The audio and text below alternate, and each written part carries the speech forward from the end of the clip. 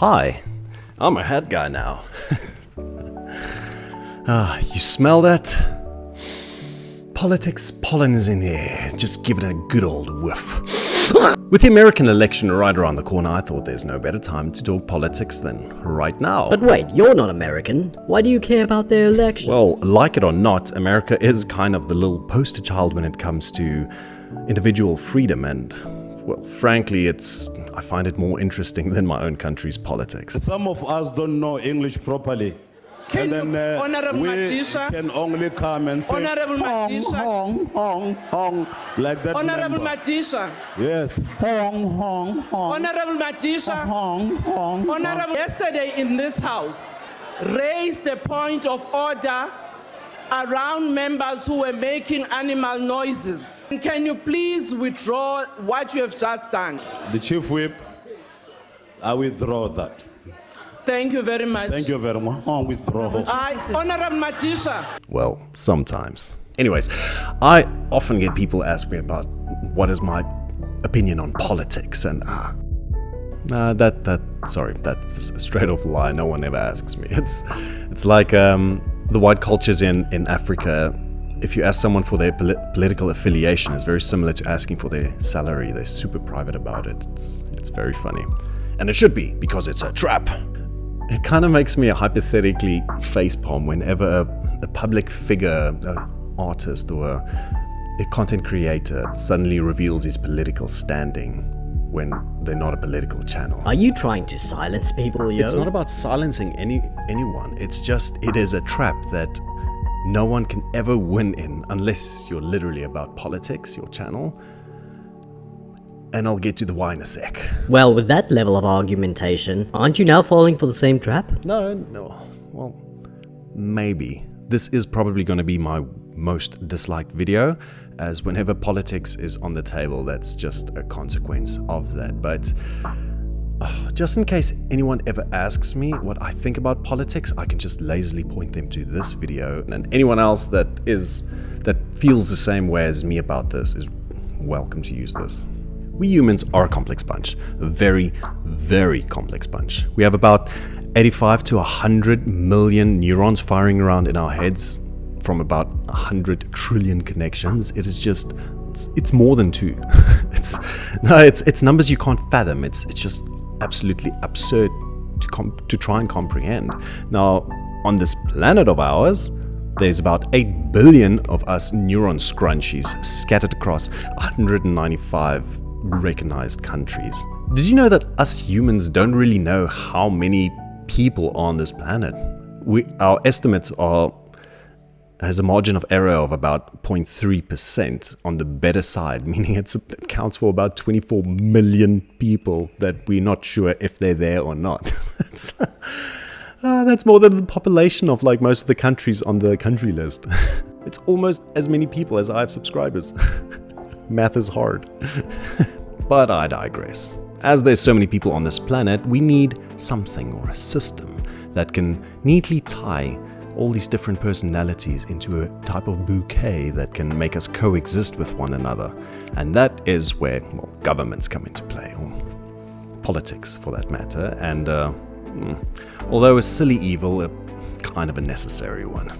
Now, one might think that a miraculous system like this, put together over hundreds, even maybe thousands of years, through a lot of people, a lot of suffering, wars, trial and error, head scratching, backstabbing, would be, well, equally as complex, if not more. But no, it's rather simplified, oversimplified into the structure of left and right. But don't get me wrong, simplification is absolute essential for navigating this life of ours. But that is the catch-22, and herein lies the trap. As a rule of thumb, when watching debates, you can always tell who is trying to be disingenuous or manipulative by who is wanting to oversimplify an answer from the other person. You would ask a very, very complex question, and then you would demand a yes or no answer.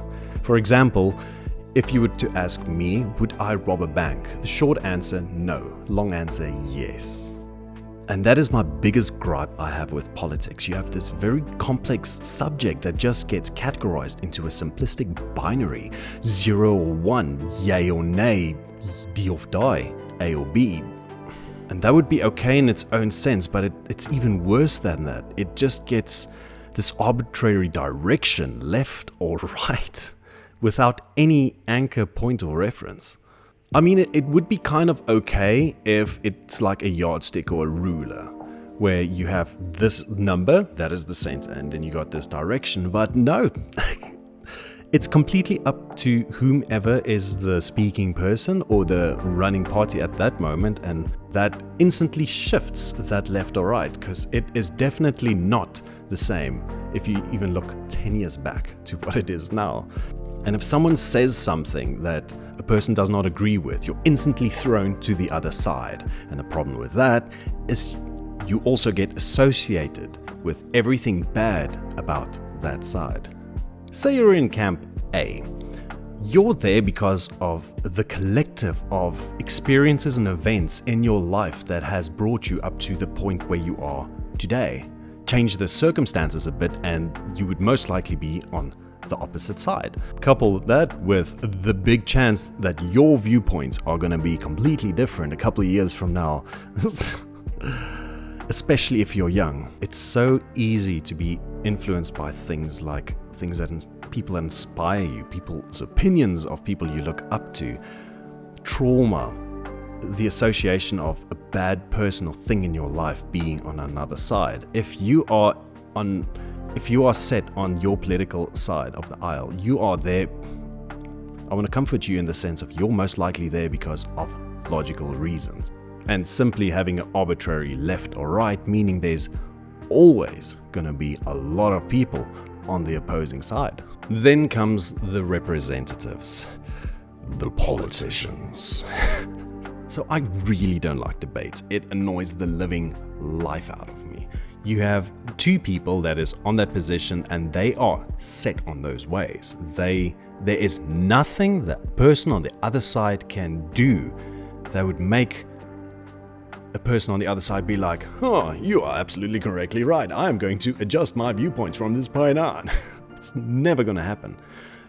The best thing you can hope for is that you're doing this in front of a crowd and that you can inspire some of the people that is not that set in a side to be like, oh, that's logical, let's go for that direction. Oh, and debate clubs are the worst, where you get assigned a point you have to defend. So it's not even about like what you really believe in, you just have to outwit the other individual. And with politicians, debates and stuff, you see this all the time. It's someone can say something that is completely logic and it makes sense, but they're not even completely listening. They are just in their mind generating what they can do to not make that person correct. So even if it is something they would normally agree on, they just throw that out the window. It is sad how being smart, manipulative, and dishonest are traits that are desirable in the political sphere. And a big problem with this form of debate is you literally make the other side the enemy. And that is absolutely absurd when you realize that it's your own countrymen. It is your neighbor. It's your family members. A lot of people, a lot of good people will always be on the opposing side, since you have different ways of how you got to that point in your life. And when you villainize the opposing political side, when you meet someone that associates with being on that side for their reasons, you instantly make everything you hate and negative about the experiences on that side, you associate that with that person, whether it's true or not.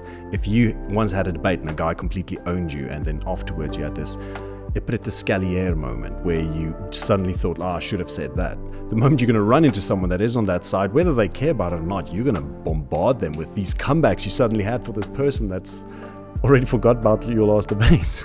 And this is where the next issue glares through the cracks. The affiliated party members. Here we have a shiny new person that throws his hat into the race. And ooh, look, he's got such nice white teeth. Ooh, he's so charming and so witty. But the thing is, that person can't really 100% give their own opinion and rock it out like a dictator. Thank goodness for that. They are merely the most promising figure within the party to mirror the core values of that party, well, for a couple of years at least, and will in essence just echo whatever the sentiment of the party is. Maybe in their own flavor, but it's still the same meal. And this leads me to the concept of wanting to assassinate an individual who is a representative of a democratically elected party. The minuscule difference it would make to the long-term outcome of a free country at the cost of human life or lives involved is absolutely abysmal. It is such a primitive way of wanting to think, so short-sighted. They get into office, they sign their bills, they sign in, they think, okay, this is going to work, this is going to be nice, and until their term's over, the next person comes, oh, I didn't like the bills that guy signed, you signed that out, they signed that in, and it goes on and on like that. It isn't all bad, because that is literally where you experiment with seeing different systems, different people trying different things, and as a result, over the long term, given that the people remember which things didn't work, and looking at how some people see it, that might not be the case, but it's progress. It is actually a very odd form of progress. Kind of uncomfortable for us now, but in the long term, it helps. You keep saying how politics sucks, but do you have a better idea? No. The US politics is far from perfect, well, any politics for that matter, but given historically how short their existence are and how much progress they have made in that time, how they are still very open-minded and free to speak about pretty much anything, shows that they've got a recipe that works. They've currently got the best recipe at the moment. The way their states are handled almost as individual countries with their own but different laws, the Congress having this big collective of people, so you can't just have a president signing something, it just goes and it happens. It needs to be approved by additional bodies, meaning there's a lot of people that need to agree on something to make something happen, and that is a good thing, because you're not just on the whim of what is inspired an individual. And also how it's then this party, then this party, and this party, and this party that wins in America also shows that they are more balanced than other countries. It just always has this defining party that just always wins, meaning there's no really open thinking, and give them props for that. Oh, and also their constitution. It's miraculous how well put together that document is, how far forward thinking it was, and how surprisingly young the individuals were that put that together. Yeah, I'm oversimplifying a lot here. Maybe they can have more than just the Republicans and the Democrats. If there was more parties that's viable that they can choose from, where it wouldn't be such a sin to agree with anything of a person on the other side, where if there's multiple parties, you can agree on some of the points and then not, and then having a more collective thing and just requiring more people to work together for an end goal. And the other thing would be if there was a way to make that being dishonest or manipulative or being able to lie very efficiently as less of a desirable trait in politics, that would be great. But at this point, I'm just basically firing at shooting stars. So in conclusion, if you are passionate enough about politics that you get angry at people for it, then I think it is important that you truly first understand why that person is on the side that he is, and also be malleable. Listen to the politicians, not the media, not other people. Listen to what the politicians themselves say, because that is another avenue of how points get manipulated, because I don't agree on it, so I'm going to make sure when I talk about it, the other people don't agree with it either. So make sure that you actually listen to the party themselves speak on matters, and if someone is arguing against you on the other side, try to first understand why they are in that position. And then I think we're golden. If we can just make it less a hate thing, that would be great. But it's important. It is important. It's unavoidable, like taxes. So we're not going to take it away. Now, this is my thoughts put together as well as I could. I'm not particularly sharp on these things. So if anyone has any of these if anyone got any ideas of their own while listening to this, I would love to hear it, and see from the people. So, but until next time, good luck with those elections. I'll be watching from this side. Later.